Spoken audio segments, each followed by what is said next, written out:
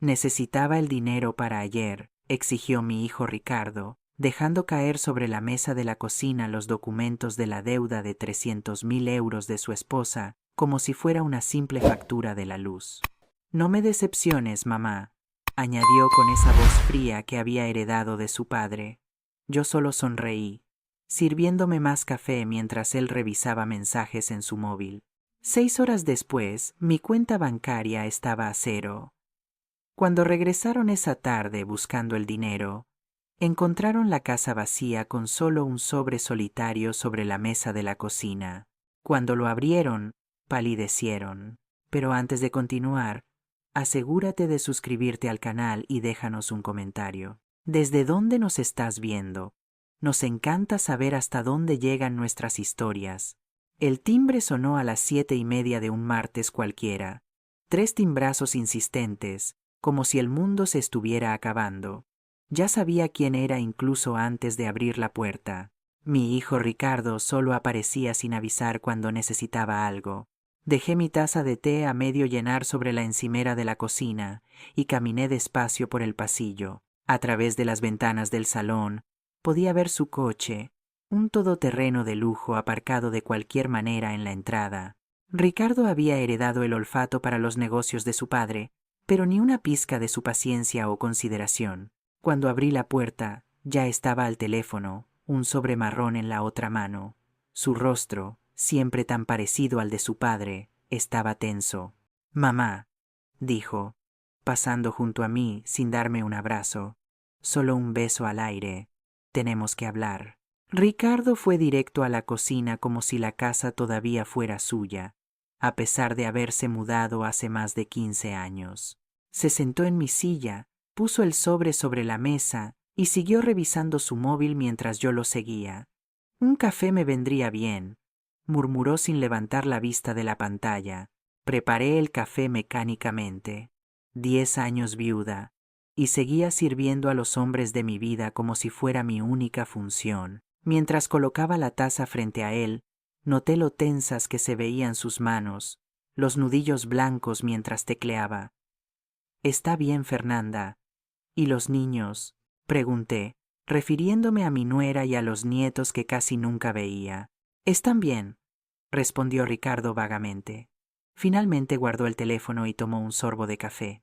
«Iré directo al grano. Mamá, tengo un problema». Me senté al otro lado de la mesa. En el reloj de pared, los minutos pasaban lentamente. Fernanda se metió en una situación complicada, continuó, empujando el sobre hacia mí. Hizo unas inversiones que no salieron bien. Abrí el sobre con cuidado. Dentro había extractos bancarios, avisos de cobro y un contrato de préstamo con una cifra resaltada en rojo. 300.000 euros. Mi corazón se aceleró. Era casi todo mi dinero de jubilación, más lo que quedaba de la venta del piso en el centro de Madrid, después de que Eduardo falleciera. «Ricardo», empecé, sintiendo la garganta seca. «Esto es prácticamente todo lo que tengo». Tomó otro sorbo de café, sus ojos fríos finalmente mirándome. «Mamá, no es como si necesitaras este dinero. Vives sola en esta casa que ya está pagada. Tus gastos son mínimos». E hizo una pausa, y por Dios, tienes 68 años. ¿Para qué lo estás guardando? Sus palabras me golpearon como una bofetada. La casa era el único bien valioso que me quedaba, y hasta esa estaba a su nombre. Fue una decisión que Eduardo tomó hace años para evitar problemas de herencia. No es tan simple, argumenté. Tengo mis medicamentos, mis consultas médicas. Ricardo golpeó suavemente la mesa, interrumpiéndome. Fernanda solo hizo algunas malas inversiones, ¿vale? Confió en la persona equivocada. Si no pagamos esto para mañana, respiró hondo, las cosas se van a poner feas. ¿Qué tipo de gente fea?, pregunté. Mi voz apenas era un susurro. No necesitas saber los detalles, dijo con impaciencia. Solo confía en mí. Es un préstamo, ¿no? Te lo devolveré en cuanto reorganice las finanzas de la empresa. Miré el sobre, la cara de mi hijo, la puerta que daba al jardín trasero donde solía jugar de niño. Ahora era como si un extraño estuviera sentado en mi cocina. Me has pedido préstamos antes, Ricardo. Nunca he vuelto a ver ese dinero. Su rostro se endureció.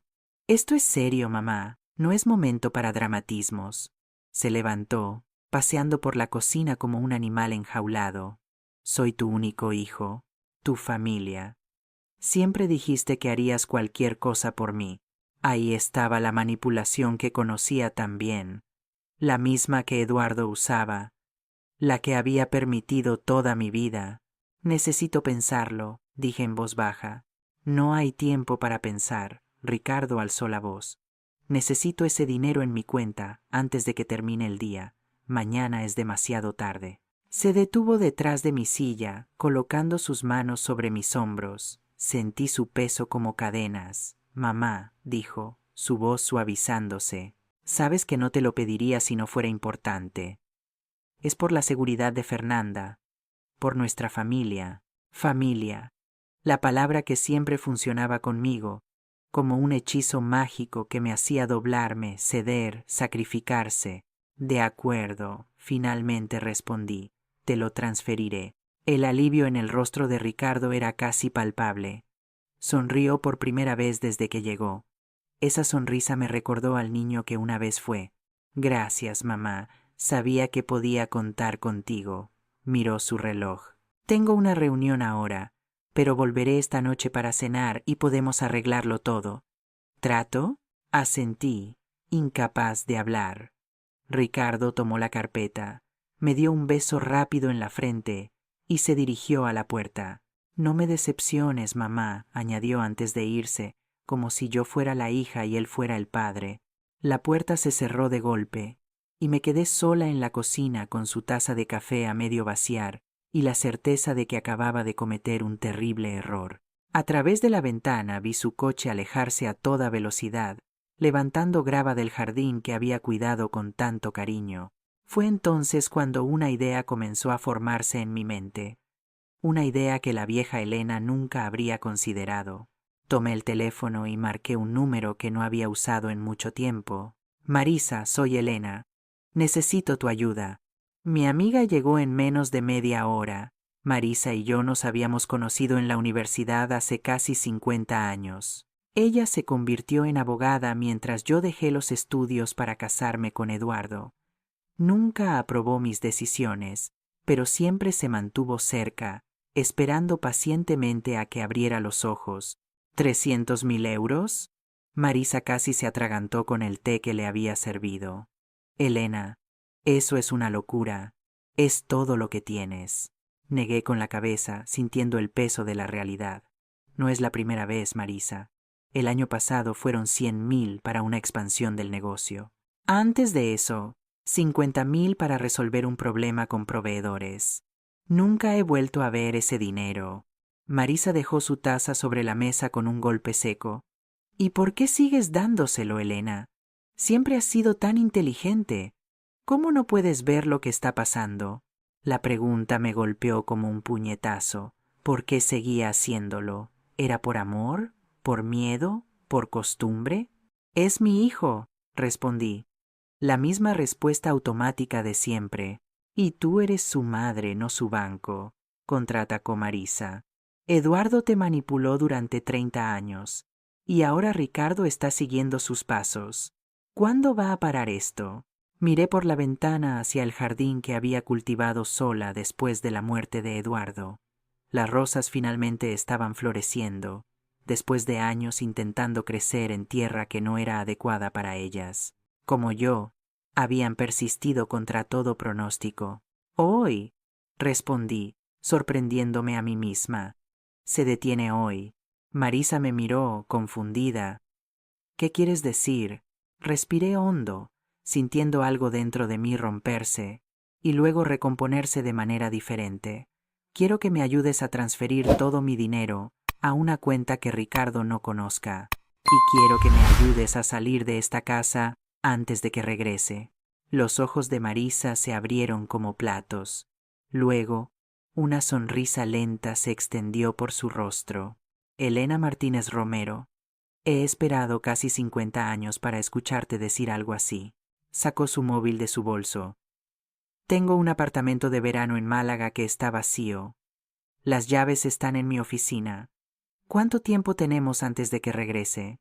Dijo que volvería para cenar, así que unas 10 horas. Marisa miró su reloj. Es suficiente tiempo. Iremos al banco primero. Luego pasaremos por el despacho del abogado para que me des poder notarial en caso de que necesites representación legal. Después de eso, haremos tus maletas y nos vamos. Me levanté, sintiendo una mezcla de miedo y exaltación. En toda mi vida, nunca había tomado una decisión tan radical. Va a enfurecerse, murmuré, más para mí misma que para Marisa. Ella tomó mis manos. Elena, ¿le tienes miedo? Pensé en el rostro de mi hijo cuando no conseguía lo que quería. ¿Cómo cambiaba su voz?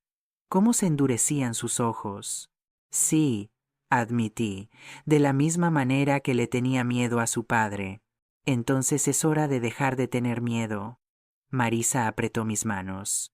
Vamos a buscar tus cosas, tu familia. Siempre dijiste que harías cualquier cosa por mí. Ahí estaba la manipulación que conocía tan bien, la misma que Eduardo usaba, la que había permitido toda mi vida. Necesito pensarlo, dije en voz baja. No hay tiempo para pensar. Ricardo alzó la voz. Necesito ese dinero en mi cuenta antes de que termine el día. Mañana es demasiado tarde. Se detuvo detrás de mi silla, colocando sus manos sobre mis hombros. Sentí su peso como cadenas. Mamá, dijo, su voz suavizándose. Era una cantidad pequeña, unos miles que había ahorrado vendiendo repostería y piezas bordadas a lo largo de los años. Mi secreto, mi pequeña rebelión.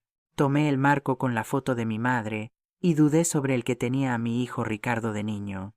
Después de un momento, decidí dejarlo atrás. Cuando volví al salón, Marisa estaba al teléfono organizando todo. El vuelo a Málaga está confirmado para las 3 de la tarde.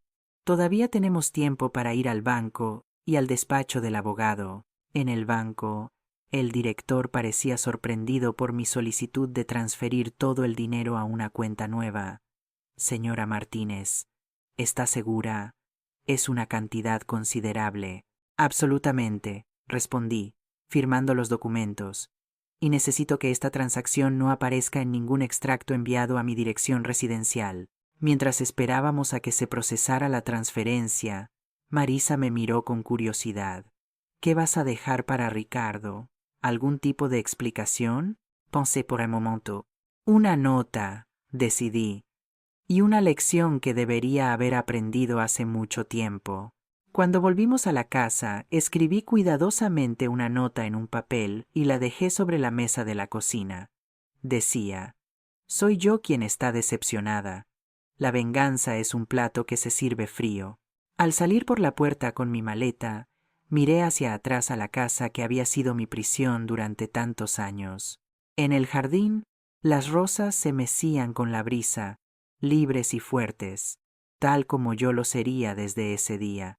En el taxi camino al aeropuerto, Marisa tomó mi mano. ¿Estás bien? Miré por la ventana, viendo la ciudad pasar rápidamente, llevándose décadas de sumisión con ella. No, respondí honestamente, pero lo estaré. El apartamento de Marisa en Málaga era pequeño pero acogedor, con vistas al mar. Esa primera noche, sentada en el balcón escuchando las olas, encendí mi móvil solo para volver a apagarlo, cuando vi que había 17 llamadas perdidas de Ricardo. No estaba lista para enfrentarlo. Fui a mi habitación y saqué la maleta que solo había usado 2 veces en los últimos 10 años.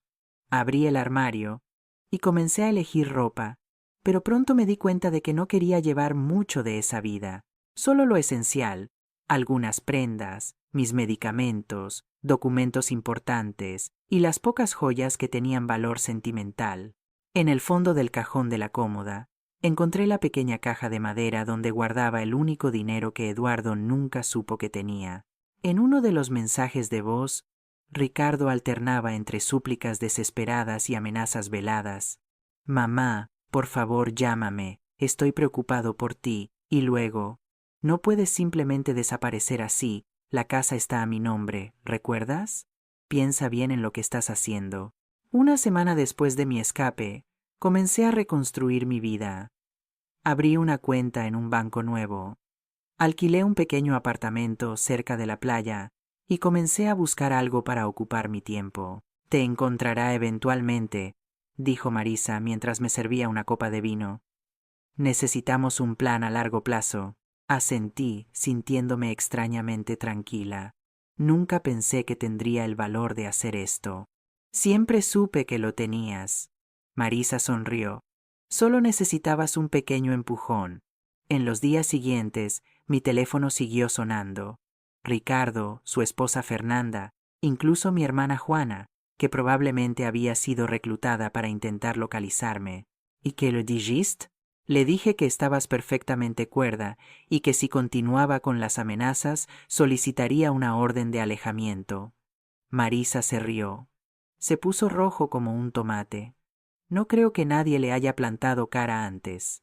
Al final del primer mes recibí una carta formal del abogado de Ricardo. Exigía mi regreso inmediato, alegando preocupación por mi salud mental y amenazando con acciones legales para declararme incompetente. En el mismo sobre había una nota escrita a mano de Fernanda, sorprendentemente humilde. Elena, por favor vuelve. Ricardo está fuera de control. Los acreedores nos están presionando. Te necesitamos. Entregué los documentos a Marisa, quien se encargó de responder formalmente, adjuntando informes médicos recientes que probaban mi cordura y una declaración detallada de los préstamos que Ricardo me había extorsionado a lo largo de los años. No tienen caso, me aseguró Marisa, pero Ricardo no se rendirá fácilmente. Perdió su banco personal, y eso lo ha enfurecido. En el segundo mes recibí una visita inesperada. Mi nuera Fernanda apareció en mi nuevo apartamento, pálida y notablemente más delgada. ¿Cómo me encontraste?, pregunté, sorprendida de verla en mi puerta. Contratamos a un detective, admitió, luciendo avergonzada. ¿Puedo pasar? Dudé, pero terminé dejándola entrar. Fernanda miró alrededor de mi pequeño apartamento con curiosidad. Es acogedor, comentó, claramente sorprendida de verme viviendo en un espacio tan modesto después de la amplia casa que había dejado atrás. Es mío, respondí simplemente. Nos sentamos en el pequeño balcón, el mar visible a lo lejos. Fernanda sostenía su taza con manos temblorosas. Las cosas están mal, Elena, finalmente dijo. Ricardo es diferente, agresivo, perdiendo el control. ¿Cómo están mis nietos?, pregunté, sintiendo una punzada de culpa. ¿Asustados? No entienden lo que está pasando. Ricardo vendió el coche. Estamos intentando vender el apartamento de la playa, todo para pagar las deudas. Hizo una pausa. No eran solo los 300.000, Elena. Hay mucho más. No me sorprendió. Eduardo siempre tenía otra deuda escondida también.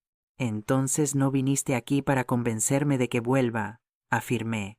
Viniste a pedir más dinero. Fernanda bajó la mirada. Es más complicado que eso. Los hombres a los que debemos no son pacientes. Ricardo les dijo que tú tienes el dinero. Un escalofrío recorrió mi columna. ¿Me usó como garantía? Fernanda no respondió, pero su silencio fue confirmación suficiente. Necesitas salir de esa casa, Fernanda, le dije, tomando sus manos. Llévate a los niños y vete a casa de tus padres. No es tan simple, murmuró. Ricardo controla todo. Nuestras cuentas, nuestros documentos. Su voz se quebró.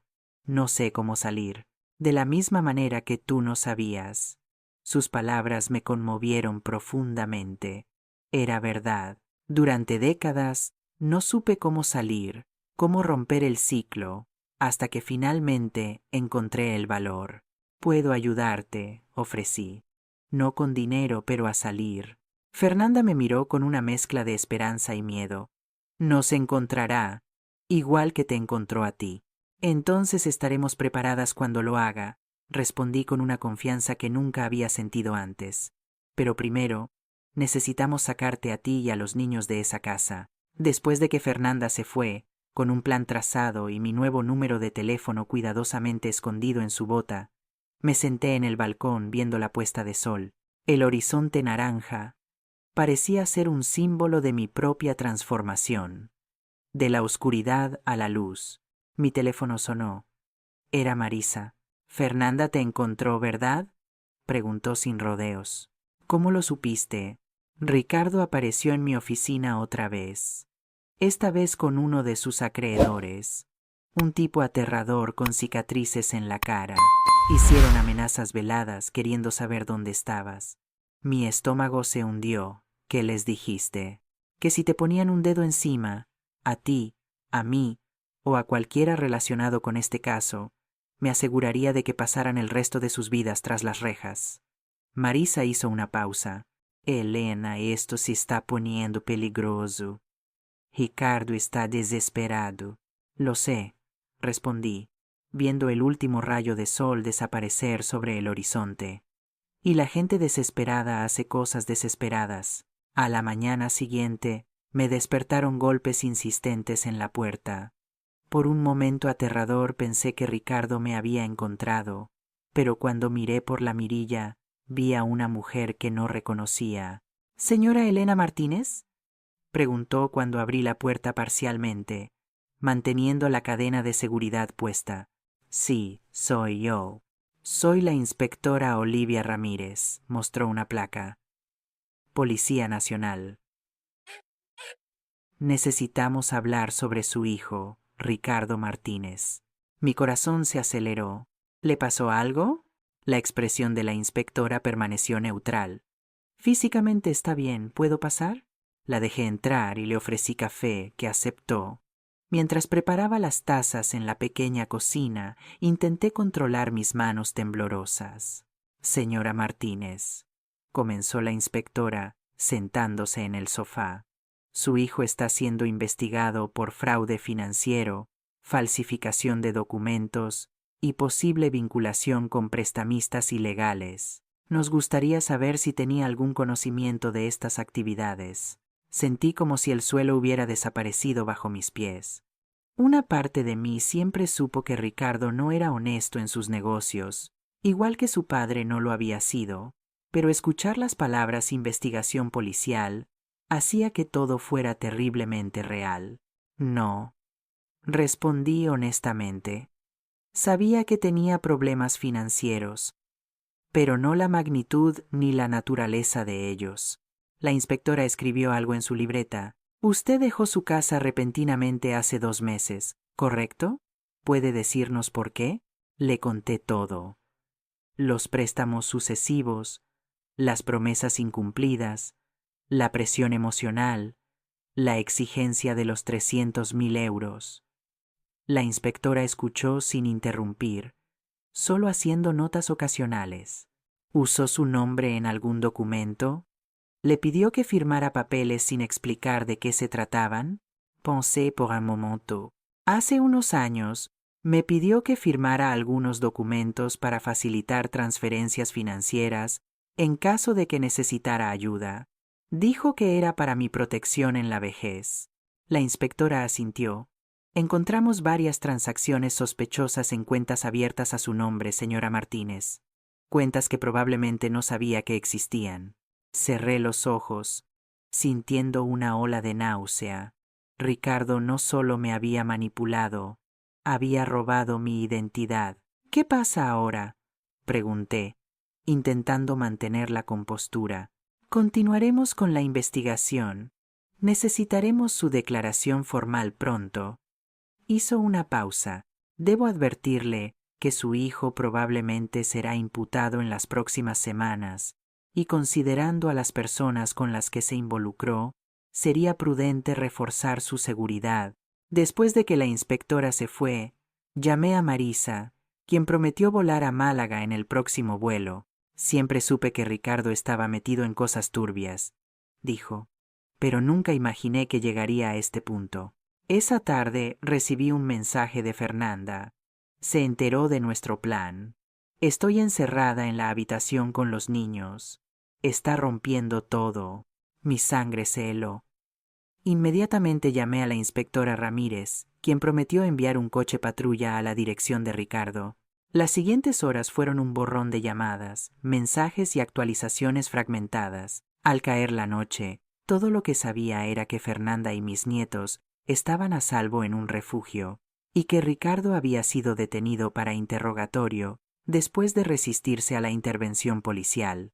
Marisa llegó alrededor de las 9 de la noche, encontrándome en el balcón, mirando el mar oscuro. Se sentó a mi lado en silencio durante unos minutos. Habían pasado 6 meses desde mi escape y el arresto de Ricardo. El invierno había llegado a Málaga, trayendo vientos fuertes y un mar agitado. Mi pequeño apartamento ahora se sentía verdaderamente como un hogar, con mis plantas en el balcón y las piezas bordadas coloridas que vendía en el mercadillo local adornando las paredes. Fernanda y mis nietos, Mateo de 8 años y Mariana de 6, se habían mudado a un pueblo en el interior de Cuenca, cerca de su familia. Hablábamos semanalmente por videollamadas, una tecnología que aprendí a dominar con la ayuda de Marisa. Los niños se estaban adaptando bien a su nueva vida, aunque todavía preguntaban por su padre ocasionalmente. Abuela, ¿cuándo podemos visitarte?, preguntó Mateo durante nuestra última conversación. Durante las vacaciones de verano, prometo, construiremos castillos de arena y buscaremos conchas en la playa. La imagen de Fernanda apareció en la pantalla, sonriendo tímidamente. Se veía más saludable ahora, con las mejillas más llenas y una mirada más tranquila. ¿De verdad nos invitas, Elena? Por supuesto. Mi apartamento es pequeño, pero todos cabremos. Será bonito tener el sonido de risas de niños por aquí. Después de terminar la llamada, me senté en el balcón viendo las olas furiosas romper en la playa. El juicio de Ricardo estaba programado para el mes siguiente. Las acusaciones eran graves: fraude, falsificación, uso de documentos falsos, asociación con organización criminal. Marisa estimaba una condena de al menos 10 años. Había aceptado testificar, no por venganza, sino por justicia, por mí misma, por Fernanda y por todos los demás que Ricardo había engañado a lo largo de los años. El teléfono sonó, sacándome de mis pensamientos. Era un número que no reconocía. ¿Elena Martínez? Sí. ¿Quién habla? Soy David Rodríguez Campos, el abogado de su hijo. Sentí una opresión en el pecho. En los últimos meses, Ricardo había cambiado de abogados varias veces, cada uno prometiendo milagros legales que nunca se materializaban. ¿Qué puedo hacer por usted? Ricardo quisiera proponer un trato. Tiene información sobre operaciones más grandes que podrían interesar a la Fiscalía a cambio de una sentencia reducida, pero necesita su ayuda. Respiré hondo, ya imaginando hacia dónde iba esto. ¿Qué tipo de ayuda? Financiera, por supuesto, para cubrir los honorarios de un equipo legal especializado. 200.000 euros. Casi me reí. La audacia era increíble. Señor Rodríguez, ya no tengo esa cantidad, y aunque la tuviera, no la usaría de esa manera. Señora Martínez, su tono se endureció. Su hijo se enfrenta a más de 10 años de prisión. Como madre, interrumpí. Hice lo que pude durante décadas. Ahora Ricardo necesita enfrentar las consecuencias de sus propias acciones. Hubo un silencio prolongado al otro lado de la línea. Él dijo que respondería así. Me pidió que le dijera que todavía tiene copias de documentos que usted firmó, documentos que podrían implicarla en algunos de sus esquemas. Mi estómago se anudó, pero mantuve mi voz firme. Dígale a mi hijo que el chantaje es otro delito que añadir a su lista, y que estoy dispuesta a enfrentar cualquier acusación si eso significa finalmente romper este ciclo. Colgué el teléfono con manos temblorosas. Inmediatamente llamé a Marisa y le conté sobre la conversación. Está fanfarroneando, me aseguró. Cualquier documento que hayas podido firmar, ya lo aclaramos con la policía que fue bajo manipulación. Además, La investigación ya ha establecido un patrón de su comportamiento.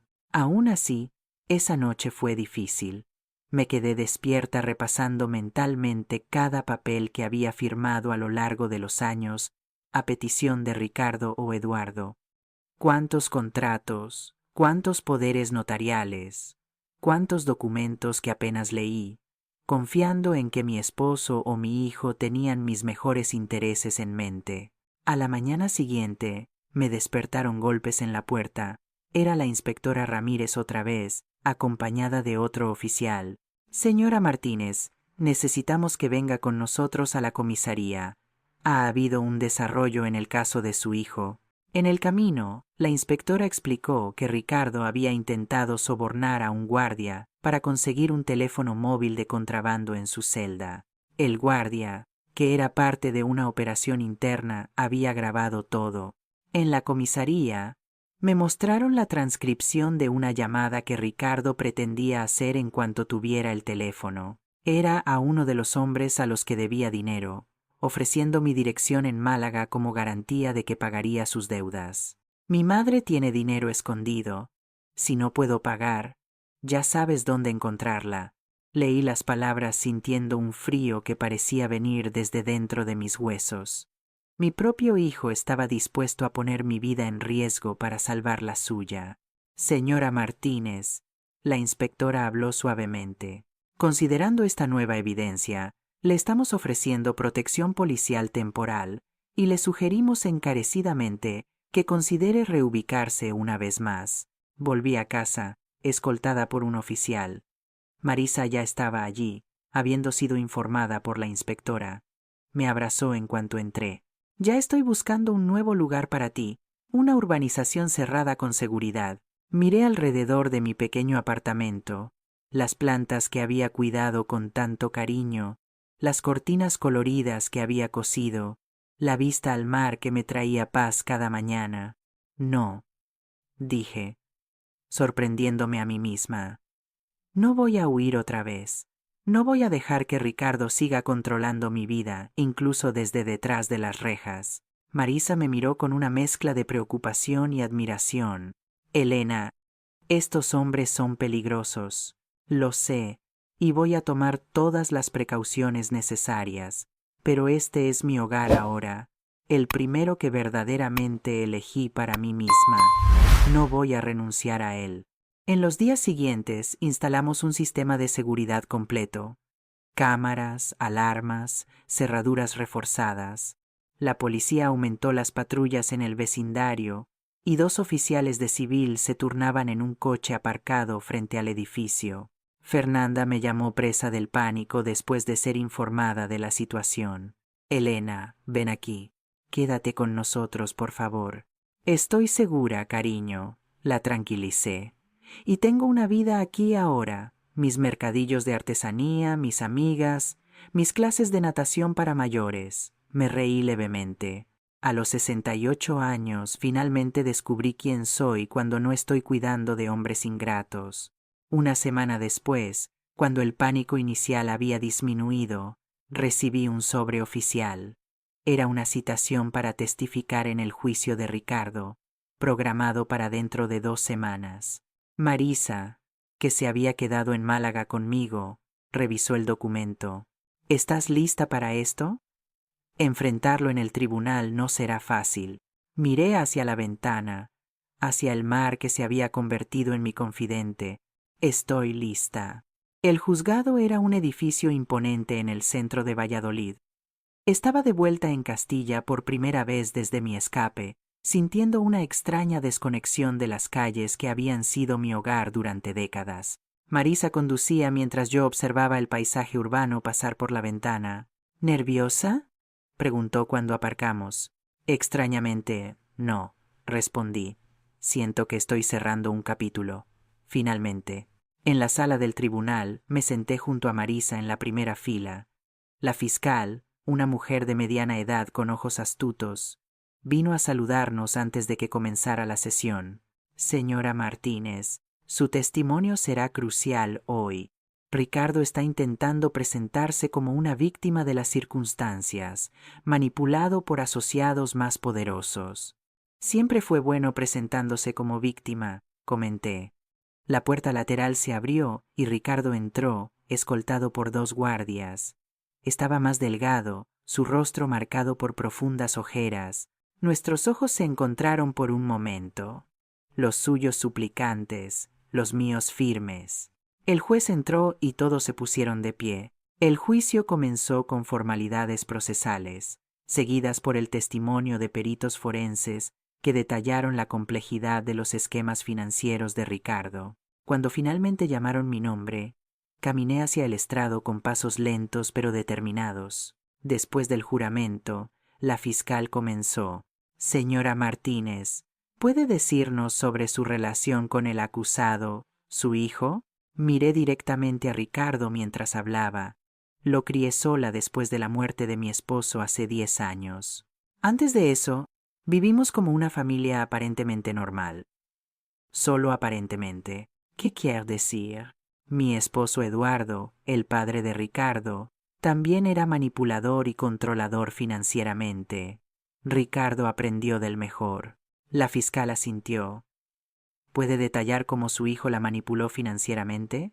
Les conté todo. Los préstamos sucesivos, las promesas incumplidas, la presión emocional, el chantaje velado.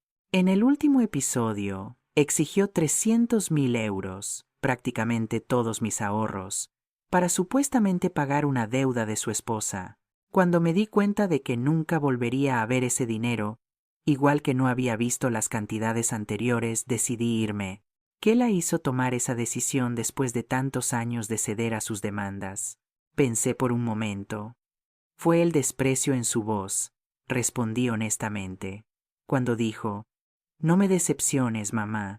Me di cuenta de que no me veía como una persona, solo como un recurso a explotar. En ese momento, algo dentro de mí se rompió y se recompuso de manera diferente. El abogado de Ricardo se levantó para el contrainterrogatorio. Era un hombre de mediana edad con un traje caro y una expresión calculada. Señora Martínez, ¿se considera una buena madre? La pregunta me tomó por sorpresa. Vi a la fiscal comenzar a objetar, pero levanté la mano ligeramente. Durante décadas, creí que ser una buena madre significaba darle todo a mi hijo. Dinero, tiempo, mi autoestima. Ahora entiendo que ser una buena madre también significa enseñar responsabilidad y consecuencias. ¿Abandonó a su hijo cuando más la necesitaba? Presionó el abogado. No, señor. Dejé de habilitar un comportamiento destructivo. Hay una gran diferencia. ¿Y qué hay de las amenazas que su hijo supuestamente hizo contra usted? ¿No le parece conveniente que estas acusaciones solo estén surgiendo ahora, justo cuando está a punto de proponer un trato con la fiscalía? Me mantuve calmada a pesar de la insinuación. Las grabaciones hablan por sí mismas, y no encuentro conveniente que mi propio hijo ofreciera mi dirección a criminales como garantía de sus deudas. Lo encuentro trágico. Cuando finalmente me despidieron, volví a mi asiento, sintiendo las piernas temblar. Marisa apretó mi mano en silencio. El juicio continuó con otros testimonios, empleados de Ricardo, clientes perjudicados, incluso Fernanda, que describió años de mentiras y manipulación. A lo largo de todo, observé a Ricardo volverse cada vez más agitado, susurrando furiosamente con su abogado.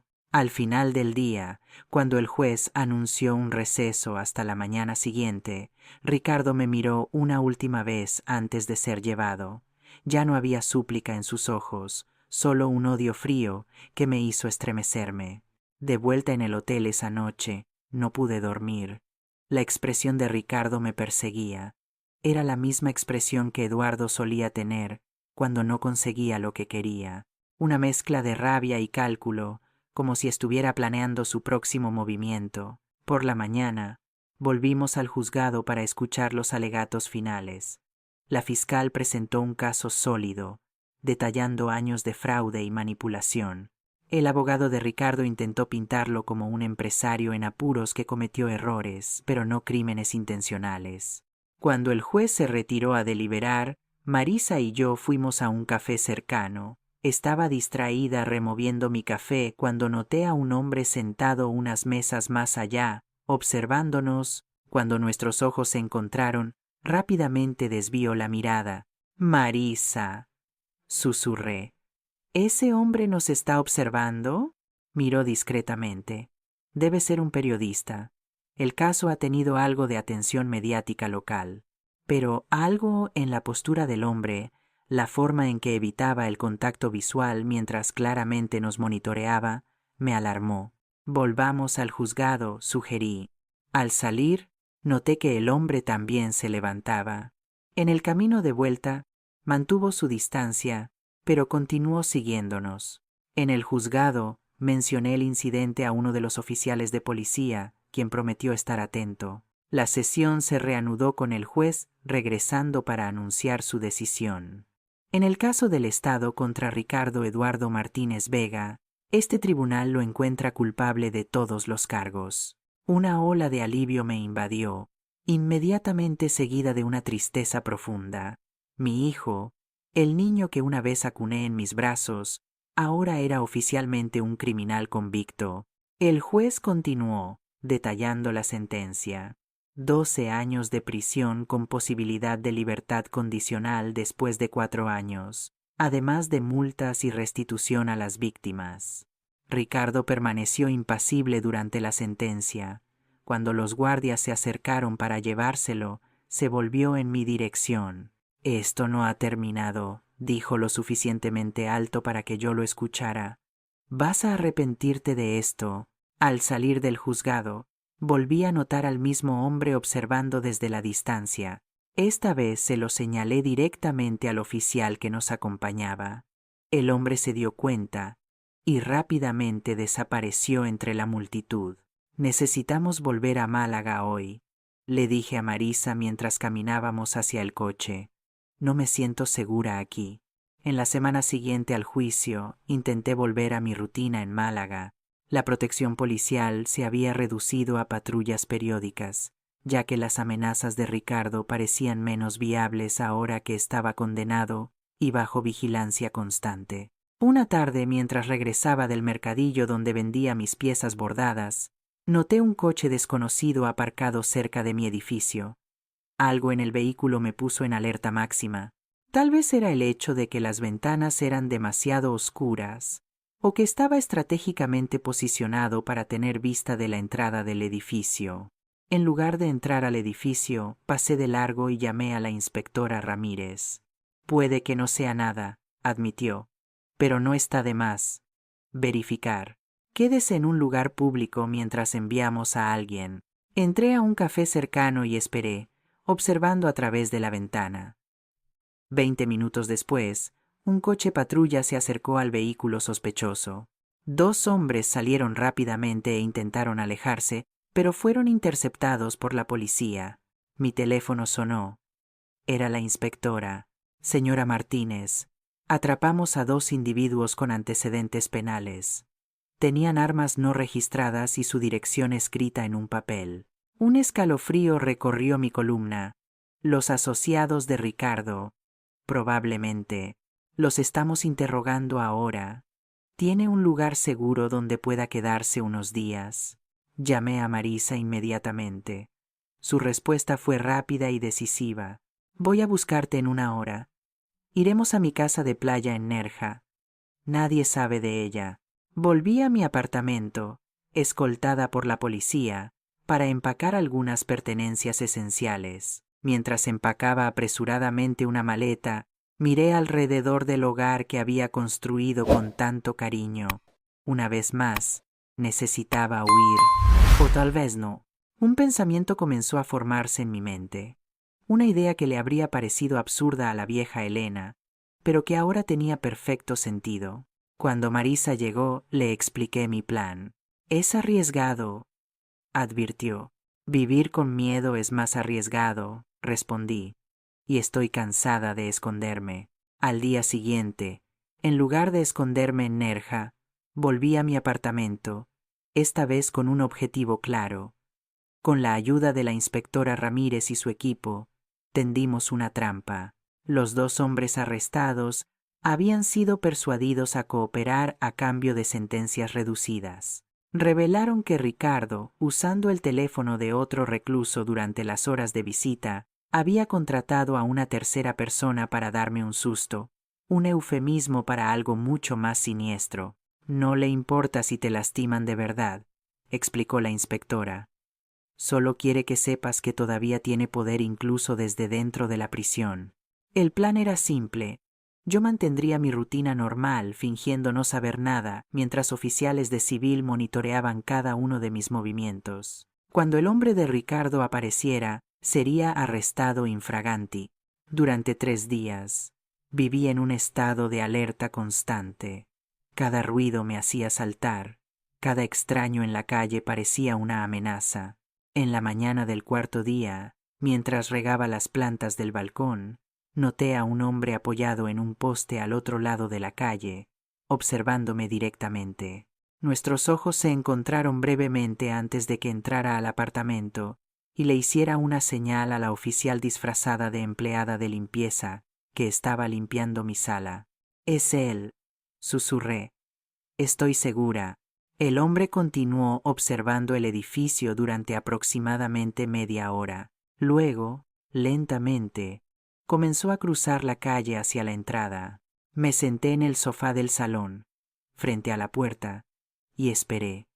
Mi corazón latía tan rápido que podía oírlo en mis oídos. La policía se había escondido en el baño con la puerta entreabierta. El timbre sonó. Respiré hondo y fui a abrir.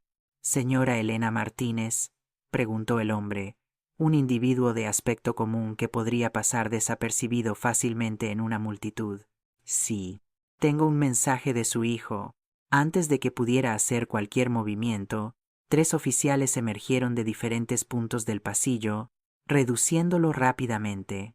El hombre no opuso resistencia, pareciendo casi aliviado de haber sido capturado. Más tarde ese día, la inspectora Ramírez me visitó para informarme que el hombre había confesado todo. Ricardo le había prometido pagarle 5.000 euros para asustar a la madre ingrata que lo había abandonado. «¿Qué significaba exactamente asustar?», pregunté. La inspectora dudó. Implicaba romper algunos objetos en su apartamento, hacer amenazas verbales, e hizo una pausa, y dejar marcas visibles en usted. Nada mortal, pero suficiente para que nunca se sintiera segura otra vez. Me senté, sintiendo las piernas ceder. «¿Es suficiente para nuevos cargos contra Ricardo?». «Sí. Intento de agresión, contratación de terceros para cometer un delito, amenazas. Eso probablemente eliminará cualquier posibilidad de libertad condicional durante los próximos años». Una semana después, visité a Ricardo en prisión. Parecía sorprendido de verme, como si no esperara que tuviera el valor de enfrentarlo otra vez. «Vine a despedirme, Ricardo», dije cuando nos sentamos frente a frente, separados por un cristal. «¿Despedirte?», frunció el ceño. «Sí». «La persona que intentaste asustar confesó todo. Vas a enfrentar nuevos cargos, y probablemente estarás aquí mucho más tiempo de lo que imaginabas». Hice una pausa. «Pero no vine por eso. Vine a decir que sigo adelante con mi vida». Ricardo se rió amargamente. «¿Qué vida? Tienes 68 años, mamá. Estás completamente sola». «Estoy libre», lo corregí. «Y he descubierto que nunca es demasiado tarde para empezar de nuevo. ¿Sabes? Siempre me definí como la esposa de Eduardo o la madre de Ricardo. Ahora estoy descubriendo quién es Elena». Me miró con una mezcla de desprecio y confusión. «¿Y quién es Elena?». Sonreí genuinamente. Una mujer que finalmente aprendió a valorarse a sí misma. Una mujer que ya no tiene miedo. Ricardo golpeó sus manos contra el cristal, frustrado. «Crees que esto ha terminado, pero no ha terminado. Voy a salir algún día. Cuando ese día llegue, si llega, estaré preparada». Me levanté. «Adiós, Ricardo». Al salir de la prisión, sentí una ligereza que no había experimentado en décadas. El cielo era de un azul particularmente brillante ese día. El aire parecía más dulce. Marisa me esperaba en el coche. ¿Cómo fue? Liberador, respondí. Verdaderamente liberador. Había pasado un año desde mi escape. El otoño había llegado a Málaga, pintando los árboles en tonos de rojo y naranja. Mi pequeño negocio de bordados había crecido. Ahora tenía 3 alumnas, mujeres mayores como yo, que venían cada semana a aprender y, lo más importante, a hablar. Fernanda y mis nietos, Mateo de 8 años y Mariana de 6, me habían visitado 2 veces. Mateo y Mariana llenaron mi apartamento con sus risas y energía, construyendo castillos de arena en la playa y recolectando conchas que ahora decoraban mi balcón. Fernanda estaba trabajando como profesora en su nuevo pueblo, reconstruyendo lentamente su confianza. Ricardo había sido sentenciado a 3 años más debido al intento de intimidación. Las noticias sobre él llegaban ocasionalmente a través de la inspectora Ramírez, quien se había convertido en una amiga. Por lo que sabíamos, estaba tranquilo, tal vez finalmente aceptando su situación. Un sábado por la tarde, mientras regresaba del mercadillo de artesanía, encontré a una mujer esperando en la entrada de mi edificio. Debía tener unos 50 y tantos años, con cabello canoso y un rostro que parecía vagamente familiar. ¿Elena Martínez? Preguntó cuando me acerqué. Sí, me llamo Cristina Peterson. Dudó. Estuve casada con Eduardo antes que tú. Me quedé sin palabras. Eduardo solo había mencionado vagamente un matrimonio anterior, diciendo que su exesposa era desequilibrada y obsesionada con el dinero. Ironías que ahora podía apreciar. ¿Te gustaría pasar? Finalmente ofrecí. Sentadas en mi pequeño salón con 2 tazas de té entre nosotras, Cristina explicó el motivo de su visita. Vi las noticias sobre Ricardo en el periódico, sobre cómo te manipuló financieramente durante años. Respiró hondo. Eduardo me hizo lo mismo, y cuando leí sobre ti, me di cuenta de que necesitaba encontrarte, para cerrar un capítulo, tal vez. ¿Cómo me encontraste? No fue difícil. Tu historia se difundió entre grupos de apoyo para mujeres que sufrieron abuso financiero.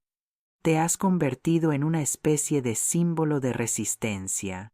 No pude ocultar mi sorpresa. ¿Yo? ¿Un símbolo? Cristina sonrió. Una mujer de casi 70 años que lo dejó todo atrás y empezó de nuevo, enfrentando a su propio hijo en el tribunal. Sí, Elena, has inspirado a muchas de nosotras. Hablamos durante horas. Cristina me contó cómo Eduardo la había aislado de su familia, controlado cada céntimo y hecho sentir incompetente para manejar dinero. Como cuando finalmente se divorció, él la dejó prácticamente sin nada, solo para luego casarse conmigo. Era una historia que parecía hacer eco de mi propia vida. Cuando murió, continuó, sentí una extraña mezcla de alivio y rabia. Alivio porque ya no podía manipular a nadie más. Rabia porque nunca hubo justicia. Nunca tuvo que enfrentar lo que hizo. Entiendo perfectamente, dije. Durante mucho tiempo, solo culpé a Ricardo por sus acciones. Pero ahora veo que Eduardo plantó esas semillas. Nuestro hijo solo siguió el ejemplo que vio en casa. El ciclo continúa, murmuró Cristina. A menos que alguien lo rompa. Al final de la tarde, intercambié información de contacto con Cristina y prometí mantener el contacto. Después de que se fue, me quedé en el balcón viendo la puesta de sol y reflexionando sobre nuestra conversación. Eduardo y Ricardo, padre e hijo, ambos ahora fuera de mi vida, uno por muerte, el otro por prisión, ambos dejando cicatrices que todavía estaba aprendiendo a sanar. Esa noche, escribí en mi diario, un hábito que había adquirido recientemente. Las palabras fluyeron fácilmente. Hoy, a los 69 años, me di cuenta de que pasé la mayor parte de mi vida intentando ser lo que otros querían que fuera, una esposa devota, una madre abnegada, un banco personal siempre disponible, siempre cediendo, siempre con miedo de desagradar. Ahora, finalmente, estoy aprendiendo a ser simplemente Elena, y descubriendo que Elena es más fuerte, más valiente y más capaz de lo que jamás imaginé. El dinero que Ricardo me extorsionó a lo largo de los años, no puedo recuperarlo. Los años que pasé en un matrimonio sofocante con Eduardo, no puedo tenerlos de vuelta. Pero el tiempo que me queda, ese es completamente mío, para vivir como yo elija, sin miedo, sin manipulación, sin arrepentimientos. Al día siguiente recibí un correo electrónico de Cristina. Había hablado con otras mujeres que pasaron por situaciones similares y sugirió formar un grupo de apoyo. Acepté inmediatamente. Nuestra primera reunión fue en un café cerca de la playa. Éramos 5, todas con historias de control financiero y emocional por parte de esposos, hijos y hermanos. Compartimos nuestras experiencias, nuestras penas, nuestras pequeñas y grandes victorias. Al final de la reunión, Marisa, que me había acompañado, sugirió: deberían formalizar esto, crear una organización sin ánimo de lucro o algo así. Hay tantas mujeres ahí fuera que necesitan escuchar estas historias, que necesitan saber que nunca es demasiado tarde para empezar de nuevo. La idea tomó forma rápidamente. En unos meses, Nuevos Comienzos estaba oficialmente registrada como organización sin ánimo de lucro dedicada a apoyar a mujeres víctimas de abuso financiero y emocional. Usando mis habilidades de bordado, creé nuestro símbolo, un fénix colorido surgiendo de las cenizas. Nuestra primera conferencia pública atrajo a más de 50 mujeres. Estaba nerviosa mientras subía al pequeño escenario improvisado, pero cuando empecé a hablar, mi voz se hizo más fuerte. Buenos días, comencé. Mi nombre es Elena Martínez. A los 70 años, estoy aprendiendo quién soy cuando no estoy siendo definida por los hombres en mi vida. La audiencia rió suavemente, muchas asintiendo en reconocimiento. Hace 3 años, mi hijo apareció en mi puerta exigiendo 300.000 euros, casi todo lo que tenía. Como tantas veces antes, contaba con mi incapacidad de decir que no, y como muchas de ustedes saben, estos patrones no surgen de la nada. Se cultivan durante décadas. En mi caso, comenzó con mi esposo controlando cada céntimo, cada decisión, haciéndome creer que era incapaz de manejar mi propia vida. Mientras hablaba, noté movimiento al fondo de la sala. Una figura alta y delgada había entrado discretamente y estaba de pie cerca de la puerta. Mi corazón se aceleró cuando reconocí a Ricardo. Por un momento perdí el hilo de mi discurso. La audiencia sintió mi agitación, algunos volviéndose para ver qué me había distraído. Respiré hondo y continué.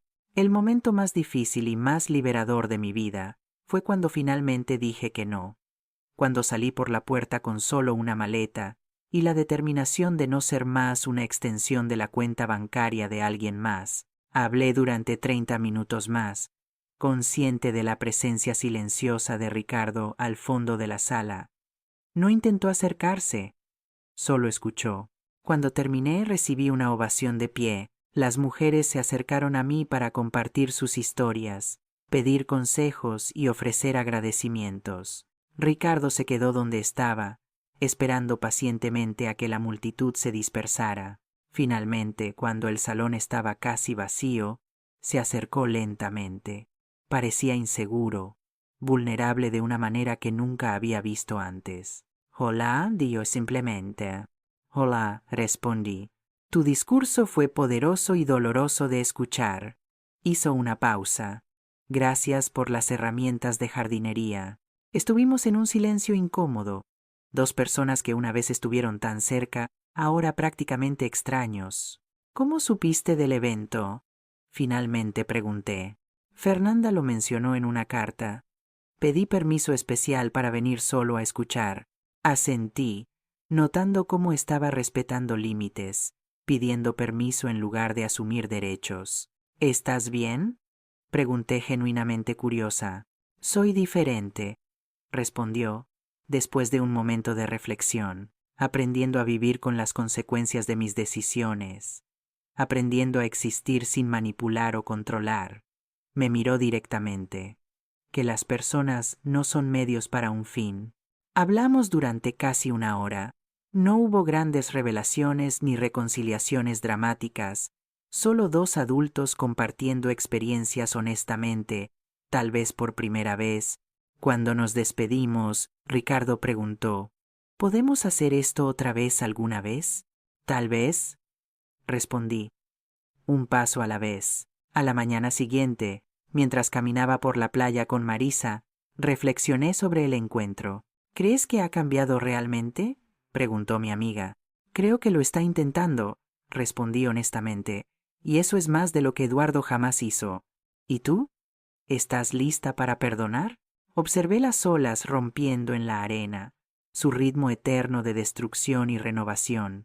El perdón no es algo que das de una vez, finalmente dije. Es una práctica diaria. Estoy aprendiendo a perdonar tanto a él como a mí misma por permitirlo durante tanto tiempo. Esa tarde, sentada en el balcón de mi pequeño apartamento, escribí en mi diario. Hoy, a los 70 años, estoy aprendiendo que la vida rara vez ofrece finales perfectos. No hay garantía de que Ricardo haya cambiado verdaderamente o de que continuará en este camino. No hay certeza de que no volveré a caer en viejos patrones en momentos de debilidad, pero tal vez la vida no se trata de finales perfectos. Tal vez se trata de empezar de nuevo tantas veces como sea necesario, de romper ciclos tóxicos incluso cuando parece imposible, de creer que podemos ser más que nuestros peores momentos o nuestros errores más dolorosos. El dinero que Ricardo exigió esa mañana hace 3 años fue el precio de mi liberación. Un precio alto, pero infinitamente menor que el costo de permanecer atrapada en una vida que no era verdaderamente mía. Hoy no soy financieramente rica, vivo modestamente. Gano lo suficiente vendiendo mis piezas bordadas y con mis pequeños ahorros, pero soy inmensamente rica en otras formas, en amistades genuinas, en propósito, en paz interior, en un valor que no sabía que poseía. Y si hay una lección que me gustaría dejar para mis nietas, para todas las mujeres que conozco a través de nuevos comienzos, es esta. Nunca es demasiado tarde para decir que no. Nunca es demasiado tarde para redescubrir quién eres cuando no estás viviendo para complacer a otros. Nunca es demasiado tarde para empezar de nuevo. A los 70 años, no estoy terminando mi historia. Solo estoy comenzando a escribir los capítulos más auténticos.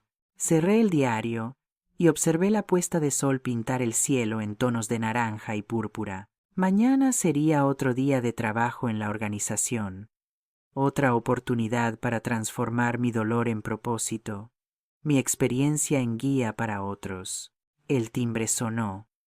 Era Marisa con una botella de vino. Para celebrar, dijo, entrando. ¿Qué estamos celebrando? 3 años desde que dije que no. 3 años de libertad. Sonreímos y brindamos bajo el cielo del atardecer. Por el valor, propuse. Por Elena, corrigió Marisa. Finalmente viviendo su propia vida. Ahora, si te gustó esta historia, haz clic para suscribirte y dime en los comentarios qué parte te impactó más. Y no olvides hacerte miembro para obtener acceso a videos exclusivos que no publico aquí. Te veo, Ali.